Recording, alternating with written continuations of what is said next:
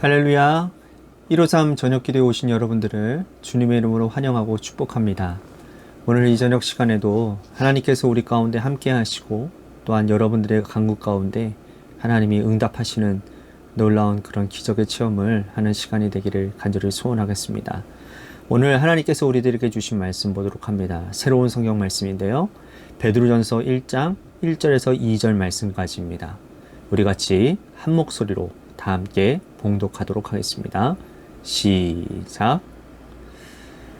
예수 그리스도의 사도 베드로는 본도, 갈라디아, 갑바도기아, 아시아와 비두니아에 흩어진 나그네 곧 하나님 아버지의 미리 하심을 따라 성령이 거룩하게 하심으로 순종함과 예수 그리스도의 피뿌림을 얻기 위하여 택하심을 받은 자들에게 편지하노니 은혜와 평강이 너희에게 더욱 많을지어다. 아멘. 1903년 일본 동경 제국 때에 고토 분지로는 한반도를 지도로 형상화하기를 토끼 모양으로 그렸습니다. 유약하고 연약한 토끼, 앞발을 가지런히 모으고 또 귀를 쫑긋 세운 토끼가 바로 한반도의 모습이고, 이 한반도의 토끼 모양이 결국 한반도에 있는 모든 국민들의 정체성을 상징하는 것이라고 그는 토끼 지도론을 펼쳤습니다. 그래서 결국 그때부터 시작해서 일본은 한반도 침략 야욕을 가속화하고, 이렇게 연약하고 유약한 토끼 같은 한반도 백성들을 일본이 보호해 주어야 된다라는 명분과 논리를 앞세웠습니다. 이에 반해 1908년 최 남선은 소년이라는 잡지를 편집하고 창간하면서 그 안에 사파를 그렸는데, 토끼 지도론에 반대하는 호랑이 지도로 한반도 지도를 형상화합니다. 앞발을 치켜들고 대륙을 향하여 달려나가는 그 호랑이의 형상 모습으로 한 한반도의 형상화였지요. 이것은 토끼 지도론을 반대하는 것으로서 우리는 토끼같이 유약한 민족이 아니고 대륙을 향한 기백을 가진 호랑이 같은 민족임을 천명하는 것이었습니다. 일제감정기 시대에 우리 민족의 정체성은 무엇보다도 중요했습니다.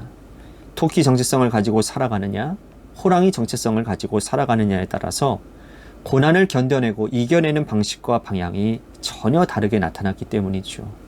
토끼처럼 시대에 순응하고 그저 일본 제국주의에 고개를 숙이고 살 것이냐, 아니면 호랑이처럼 자신의 정체성을 분명히 하고 이 고난을 극복하고 이겨내고 당당하게 살 것이냐, 이 문제는 우리 민족이 가야 될 방향을, 민족의 운명을 결정짓는 아주 중요한, 아주 어려운 문제였고 방향이었습니다. 역시 이런 맥락에서 보면 오늘 베드로 사도가 흩어져 있는 지파들에게, 성도들에게 보내는 편지에도 믿음의 백성들이 어떤 정체성을 가지고 살아가느냐에 따라서 고난을 극복하는 방식과 내용이 달라진다라는 것을 이 베드로 전서를 통해서 설명을 하고 있습니다. 베드로 사도는 예루살렘 교회의 지도자로 사역하고 활동했는데, 그가 사역하고 활동하던 시절에 예수 믿는 사람들은 큰 고난과 어려움을 겪고 살 수밖에 없었습니다. 예수님께서 유대인의 왕 나사렛 예수라고 하는 제목으로 십자가에 달려 로마에 돌아가신 이후부터 예수님을 믿고 따르는 모든 백성들은 같은 죄목으로 예수 믿는다라는 이유만으로 목숨을 건 투쟁의 연속의 삶을 살아야 했습니다. 그러므로 흩어져 있던 이 유대인들, 특히 개종한 유대인들, 하나님의 백성들, 예수 그리스도를 구주로 믿고 따르기로 한 자들은 큰 고난을 직면해야 됐고, 그리고 너희들은 이러한 정체성을 가지고 있으니 이 고난은 넉넉히 이겨낼 수 있을 것이라고 천명하고 있는 말씀이 오늘 말씀인 것입니다. 자, 1절 말씀 보십시오. 예수 그리스도의 사도 베드로는 본도, 갈라디아, 갑바도기아, 아시아와 비두니아에 흩어진 나그네. 자, 베드로가 천명하는 성도의 정체성을 나그네라는 단어로 표현을 하고 있습니다. 나그네. 여기 베드로가 나그네라고 하는 것은 베드로가 제일 먼저 말한 것이 아니고요, 그가 생각하고 지어낸 것도 아닙니다. 이것은 예수 믿는 사람들, 특히 그들의 조상적 아브라함 때부터 하나님의 자녀들이 가지고 있었던 영적인 정체성이었다라는 거죠. 하나님은 아브라함을 갈대아 우르에서 불러내셨습니다. 여러분, 그 당시 고대 시절 자신이 살고 있던 고향과 본토 친척 아비집을 떠난다라는 건 목숨을 건 여정입니다. 갈대아 우르를 떠나 하란으로, 하란을 떠나서 가나안 땅으로, 가나안의 약속의 땅에서도 목축을 하면서 이것저것으로 한평생을 떠돌이 손세를 다녀야만 했고, 또 나그네처럼 옮겨 다녔던 이 민족이 또한 사람이 아브라함이고 또 이스라엘 민족이었습니다. 또한 그들이 이집트에서 430년 동안 종살이 하다가 출애굽에서 나온 광야의 여정 40년 역시 또한 나그네의 여정이었죠. 먹을 것 하나 없이, 입을 것 없이, 마실 물 없이 나왔지만 하나님은 나그네된 그들을 외면하지 아니하시고 멸시하지 아니하시고 먹이시고 입히시고 돌보아 주셨습니다. 가는 곳마다 하나님이 구름기둥과 불기둥으로 함께 하셨지요. 하나님께서는 그들이 정착 생활을 하고 난 이후에도 나그네의 정체성을 잊지 말라라고 말씀을 하셨습니다. 1년 후에 한 번 일주일 동안은 초막적 규제로 규례를 지키도록 하셨지요. 지휘고와 망란하고 빈부귀천을 만문화하고 하나님의 백성들은 일주일 동안 초막에 살면서 그들의 정체성이 나그네임을 깨닫게 하셨다라는 것입니다. 그만큼 하나님의 자녀들은 이 나그네라는 사실을 깨달아야 된다라는 귀한 가르침이 있는 것이죠. 그런데 고난의 현장에서 고난을 극복하는데 이 나그네 정신이 뭐가 유익이 있겠습니까? 그것은 우리가 진정으로 정착해야 될 곳이 이 땅이 아니라 천국이라는 것을 우리들이 마음에 가지고 살아가야 된다는 것이죠.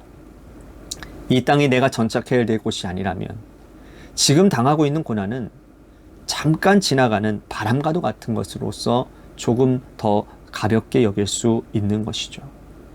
나는 비록 이 땅에서 부자로 살지 못하고 권세를 누리지 못하고 오늘 이곳 내일은 저곳을 다녀야 하지만, 그러나 이렇게 고생하는 나그네로 살지만 훗날 천국에서 나는 하나님께서 지으신 아주 크고 아름답고 놀라운 집에 거하고 또 하나님의 자녀들과 함께 찬양하며 하나님의 영광 중에 배울 수 있는 것이다. 이 마음을 가지고 살아가는 것이 나그네라는 뜻입니다. 그러므로 나그네의 정체성을 가지고 있으면 누가 이 땅에서 부자로 살든 나보다 더 권세를 가지고 살든 배 아프지 않고 전혀 시기 질투하지 않고 우리가 살아가는 그곳이 영원한 천국임을 깨달으며 이 삶 가운데서 최선을 다하며 만족하며 살아갈 수 있는 것 아닐까요? 오늘 우리도 과연 그 나그네의 정체성을 가지고 있는지 한번 살피며 돌아봐야 될 것 같습니다. 나그네 정체성을 가지고 있으면 이 땅에 쌓아두고 살지 않을 것입니다. 베드로가 말한 것처럼 너희들은 흩어진 나그네다. 이 사실을 기억하고 이 땅에 소망을 두지 않고 이 땅은 언젠가 떠날 것이고 우리가 영원히 거할 것인 것은 천국임을 기억하고 천국의 상급을 많이 쌓는 일을 행해야 된다라고 말씀하고 있는 겁니다. 이어서 베드로는 또 계속해서 우리 성도의 정체성을 얘기하는데요. 2절 말씀 다시 한번 보시죠.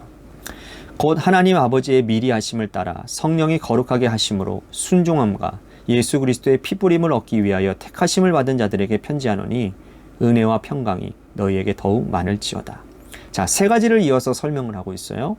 성도는 하나님이 미리 아셨고 성령이 거룩하게 하셨고 그 결과 택하심을 받은 자들이라는 겁니다.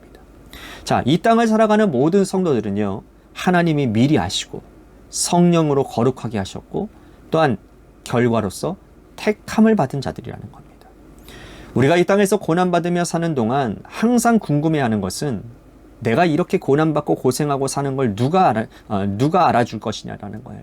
가족도 몰라주고 가족들도 등을 돌리는데 내가 이렇게 고생하는 것이 누가 알아줄 것이냐라는 겁니다.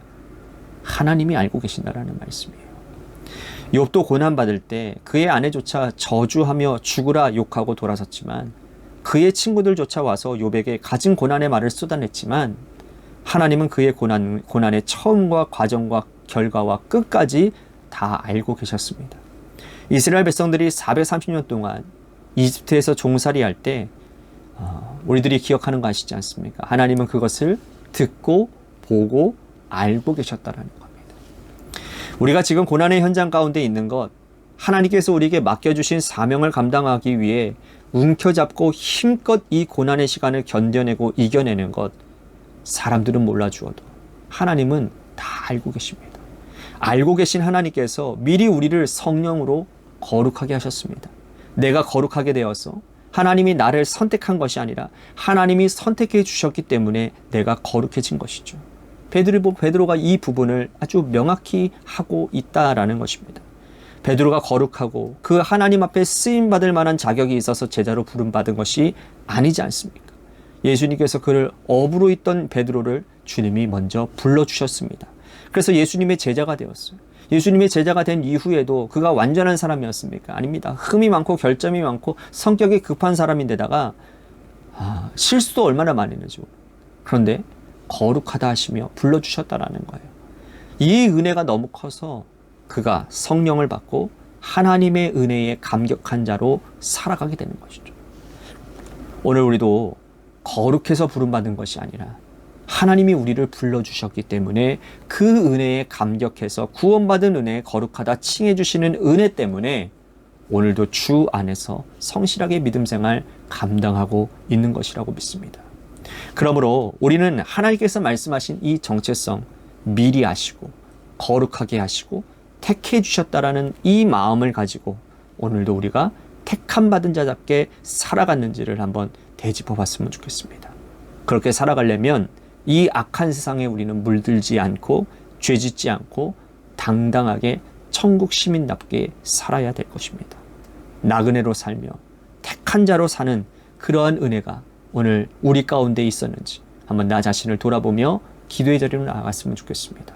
또 한 가지 우리 같이 기도할 것은 교회를 위해서 기도합니다. 이번 주에 있을 당회와 구역회를 위해서 여러분들 기도해 주시고 또한 재개발 과정을 위해서도 여러분들 기도해 주시기를 바랍니다. 또한 저의 건강을 위해서도 여러분들 기도해 주시고 마지막으로 우리 교회 안에 육신의 질병으로 고통당하는 우리 성도님들 계십니다. 또한 여러분들의 삶의 자리와 여러분들의 자녀들을 위해서 기도하시다가 이 시간 돌아가시기를 바랍니다. 노래 끝날 때까지 함께 기도하며 나아가도록 하겠습니다. 기도하시겠습니다.